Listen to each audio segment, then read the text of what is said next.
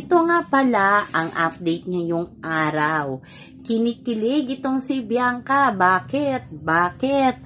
Kasi nga, magpartner na sila, magkaduo na sila ni Dustin sa sayaw. Ayan guys, himlay malala ngayon ang ayuda ng Dasbea.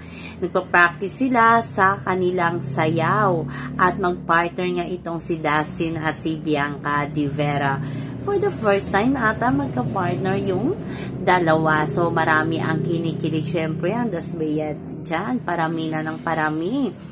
Ang mga kultong Dasbea, joke lang, pero talagang ipaglalaban nila si Bianca at si Dustin, lalo na ngayon na binabash si Bianca dahil sa mga sinabi niya tungkol sa kay AC na ayaw niyang magkaduo. Kaya talagang tudo pagtatanggol ang Dasbea para kay Bianca.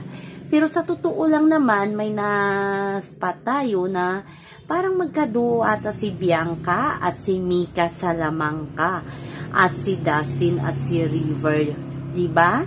Nakita nyo yun sa swimming pool. Parang sino nga ba? Si Shubi at si Clarice de Guzman, si Isner at si Brent Manalo ang magkaduo. Sabi nila parang yun na yun at challenge na yun ni Kuya na parang yun ang final duo sa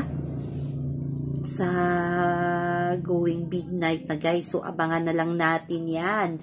Balik tayo sa Dasbea. Grabe, inaabangan ngayon ang sayaw nila.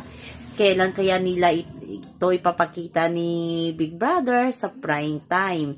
Talagang ang cute lang ng kanilang kulitan habang nakahiga. As in makikita mo talaga si Bianca na sincere yung kasiyahan niya pag si Dustin ang kasama. Na-notice nyo din ba yun guys?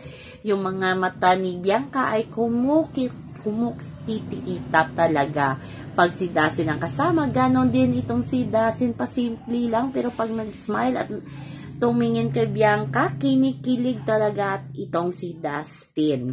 So ngayon, himlay malala nga ang ayuda para sa mga Dasbea. Kaya abangan lang natin kung kailan yan ipapakita ni Kuya sa prime time. Kaabang-abang yan guys. At yung mga challenge ng final duo, patindi na napatindi ang kanilang challenge. Kaya abangan din natin yan.